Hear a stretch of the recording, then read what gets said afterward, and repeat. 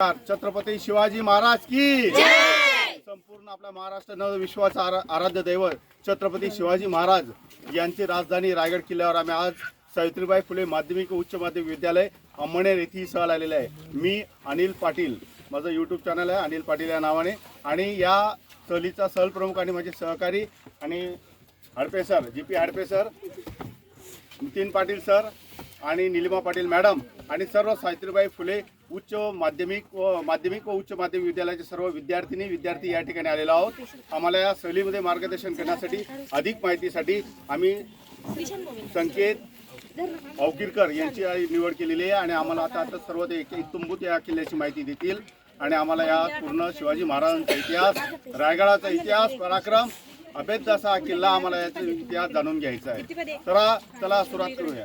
बोला छत्रपती श्री शिवाजी महाराज की जय। या अखंड महाराष्ट्राचे आराध्य दैवत राजे शिवा छत्रपती शिवाजी महाराजांना मी वंदन करतो। राजांना एक मुजरा करतो, तिवार राजांना एक वंदन करून राजांना मी मानाचा मुजरा करून गडदर्शनाला सुरुवात करतो।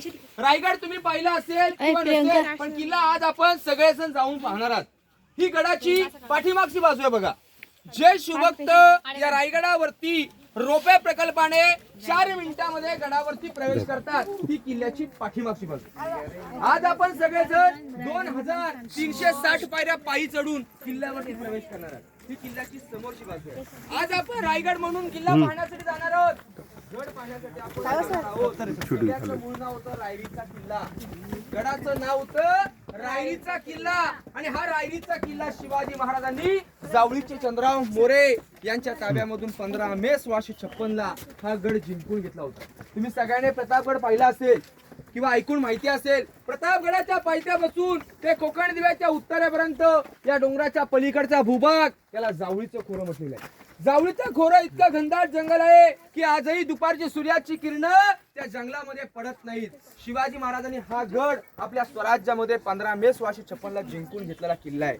ज्यावेळी महाराजांनी जिंकला त्यावेळी डोंगर होता, त्या डोंगराचं नाव होतं रायरीचा डोंगर, पण पूर्वी गडाला 14 नावाने ओळखलं जायचं। जम्बुदी, काश्मीर, तनाज, रास्तीवाटा, पूर्वेकी जिब्राल्टर, रायरीचा डोंगर, घोयरीचा डोंगर अशी गडाला नावं होती। पण ज्यावेळी शिवाजी महाराजांनी जिंकला त्यावेळी रायरीचं भाग्य उजळलं। रायरी हे नाव काढून छत्रपती शिवाजी महाराजांनी रायगड असं नाव दिलं। महाराजांनी या गडाची निवड केली आपल्या स्वराज्याच्या